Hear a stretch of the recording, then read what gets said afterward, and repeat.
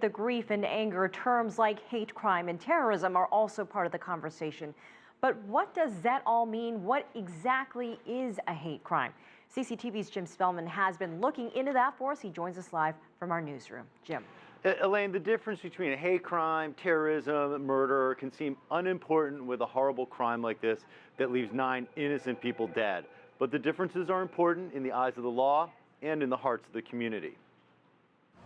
In much of the U.S., when a crime such as murder, arson, or assault is committed because of prejudice toward the victim, it may be classified as a hate crime. If you do it because of the person's status, their race, their religion, their color, their national origin, then we're saying that it's even worse.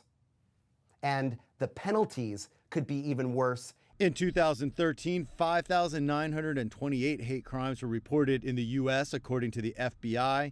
About half were found to be racially motivated. In those crimes, about 2/3 were against blacks and about 20% against whites. All but 5 of the 50 U.S. states have hate crime laws, and a federal law that passed in 2009 expands the federal government's ability to prosecute hate crimes in all 50 states. Generally, that means assisting local authorities, but if the federal government feels the state or local prosecutors aren't pursuing a case adequately, they can step in. South Carolina is one of those states with no hate crime laws.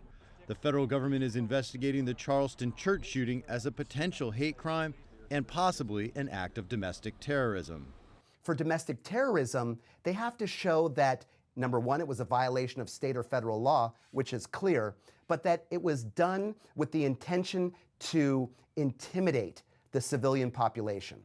Under state law, the alleged gunman Dylan Roof is eligible for the death penalty, so hate crime laws wouldn't add to the potential sentence if he is found guilty.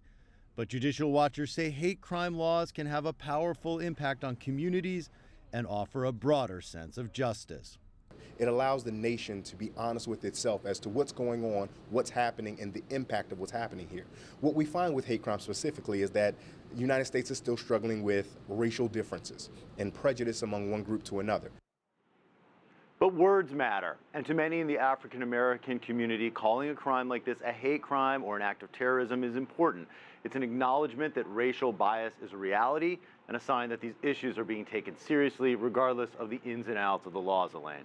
All right, Jim, how often are hate crime laws actually prosecuted in the U.S.? Well, state data is difficult to come by, but in 2014, despite almost 6,000 of these crimes being reported to the federal government, just 21 federal cases that made it as far as sentencing had a hate crime component. That's according to a review by the Wall Street Journal.